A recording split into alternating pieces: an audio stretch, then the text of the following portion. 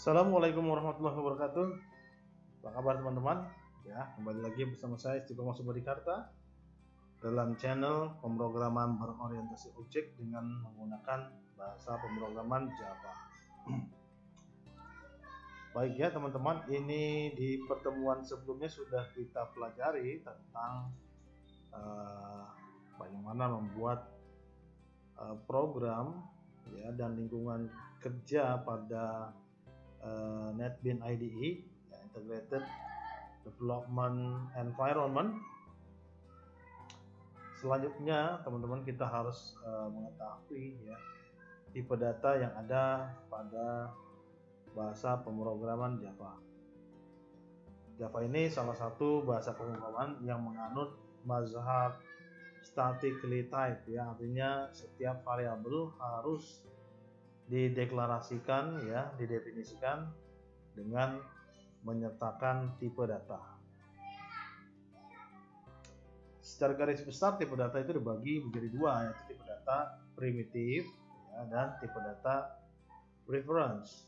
Karena tipe data reference merupakan objek atau kelas, maka tipe data reference tidak kita bahas secara khusus ya. Artinya segala sesuatu yang berupa objek maka dia adalah termasuk tipe data reference. Jumlahnya sangat banyak. Sedangkan tipe data primitif ini adalah tipe data yang benar-benar native ya, tidak ada turunannya lagi ya. Baik, dimulai dari yang pertama integer ya. Ini integer ini adalah bilangan bulat. Ya, nah, ini dia tadi yang saya bilang ya, Java Programming Language is statically typed ya. Oke, jadi kalau kita membuat suatu variabel, maka variabel tersebut harus didefinisikan dengan menggunakan tipe data ya, didahului oleh tipe data. Seperti ini ya, variabel gear ini didahului dengan tipe datanya berupa integer, kemudian di initialize dengan nilai 1 ya. Baik ya. Kemudian selain ada tipe data integer yang merupakan bilangan bulat, di sini ada tipe data lain ya. Ada byte ya. Oke. Kemudian oke, di sini ada saya highlight ya. Nah, ini ada the primitive data type supported by the Java Programming Language are, oke, ada kurang lebih sejumlah 8 ya. 8 data tipe data primitif yang didukung oleh bahasa pemrograman Java. Ada byte ini besarannya adalah 8 bit ya teman-teman. Kalau belum mengerti bit itu apa ya, nanti saya akan buatkan lagi penjelasan mengenai bit. Ya. Ini adalah tipe data yang menggunakan 8 bit sign ya. Ini berarti dia bernilai, kalau sign itu dia bernilai negatif sampai dengan positif ya. Bit-bit ini digunakan untuk digunakan untuk menentukan value atau nilai dari byte ini sebesar minus 128 sampai dengan plus atau positif 127 ya. Kenapa bisa seperti ini ya, nanti akan saya buatkan video penjelasannya lebih lanjut ya. Jadi ini jangkauan datanya. Jadi teman-teman, kalau kita menentukan variabel ini tipe datanya apa, kita lihat dulu variabel ini disimpan untuk data apa ya. Kalau datanya hanya kisaran 127 ya, bisa menggunakan tipe data byte ya. Tapi kalau misalnya lebih dari itu maka tidak bisa menggunakan data byte, tipe data byte, maka kita menggunakan tipe data yang lain yang sesuai dengan data yang akan disimpan di dalam suatu variabel. Ya, harus kita hemat penggunaan memori ya. Sini ada where the memory saving actually matter ya. Jadi sangat penting untuk menghemat penggunaan memori. Tipe data yang berikutnya adalah short.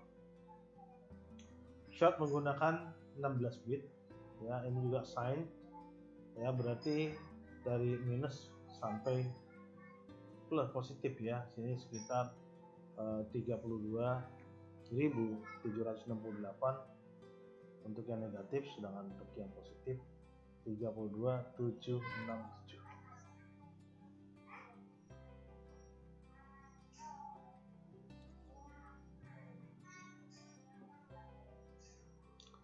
Kemudian yang berikutnya integer.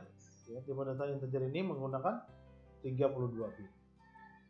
Nah, teman-teman di sini ada ya, di sini mulai angka minus 2 pangkat 31. Di sini 2 pangkat 31 minus 1. Ya. Untuk yang angka paling kecilnya ini, untuk angka yang paling besarnya ini. Sebetulnya sama juga dengan yang 16 bit ya. Kalau 16 bit di sini ganti saja 16 jadi 16 dikurang 1 jadi 15 ya. Sedangkan yang di sini ya kurang lebih sama ya. Ini pun 8 bit juga sama. Jadi sudah ada byte, short, integer, kemudian ada long integer. Ya, ini menggunakan lebih besar lagi ya, 64 bit. Ya, ini sangat besar, angka yang sangat besar, pengguna memorinya juga sangat besar ya. Dimulai dari minus 2 pangkat 63, kemudian nilai maksimumnya adalah 2 pangkat 63 dikurangi dengan 1 ya. Ini semuanya adalah merupakan bilangan bulat ya teman-teman. Jadi kalau kita memberikan tipe data dari suatu variabel, kita harus benar-benar melihat data yang akan disimpan itu di dalam variabel tersebut itu cakupannya seperti apa. Jadi jangan memberikan data yang terlalu kecil atau terlalu besar ya. Jadi kalau terlalu kecil ya nanti akan mengakibatkan data ada yang terpenggal ya, jadi datanya tidak akurat lagi ya. Demikian juga kalau datanya terlalu besar ya, atau bahkan kalau data tidak sesuai bisa mengakibatkan error ya. Kemudian berikutnya adalah bilangan presisi ya. Yang pertama ada float ya. Untuk bilangan float ya, untuk tipe data float ini adalah numerik juga, presisi, artinya ini ada bilangan dengan koma. Ini 32 bit. Oke, untuk floating point ya. Kemudian untuk berikutnya double menggunakan 64 bit ya teman-teman. Ini untuk bilangan presisi, bilangan dengan menggunakan koma ya. Baik, kita lanjut lagi.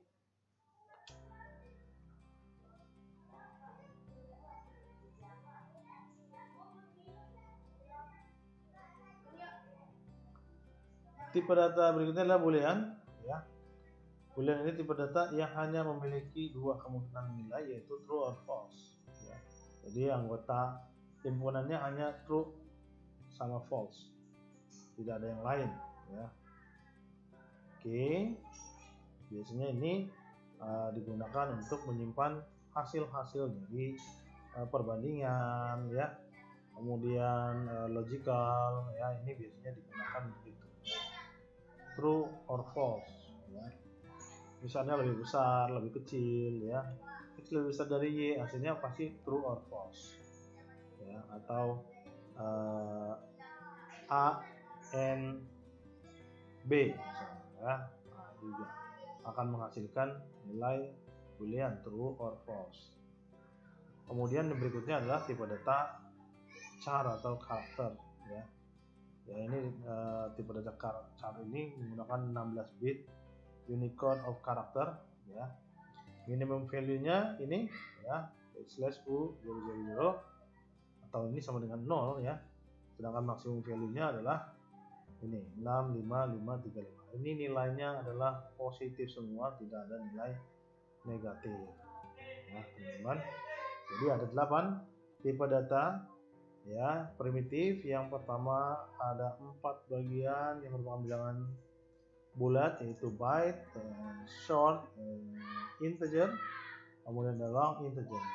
Sedangkan yang presisi ada dua yaitu float sama double. Kemudian yang berikutnya ada boolean, ada char.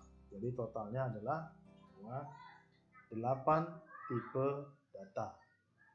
4 tipe data bilangan bulat ya, 2 tipe data presisi ya, sudah 6. Kemudian ada boolean, ada char. Jadi semua totalnya ada 8 ya.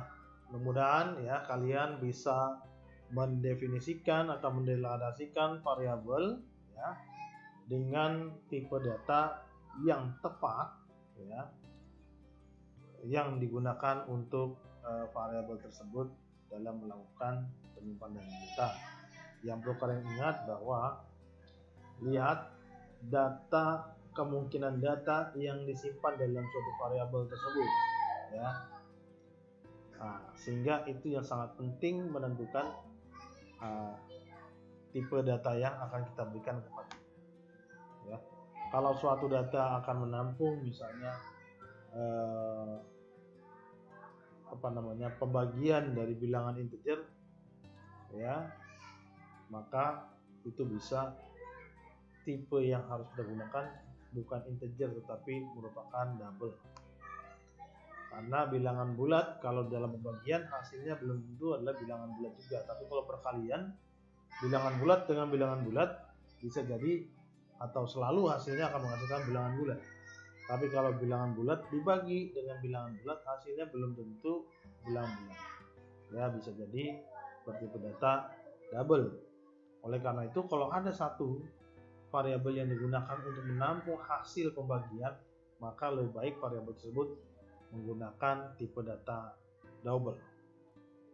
Ya, itu salah satu contoh ya bagaimana kita berpikir atau menentukan tipe data untuk suatu variabel.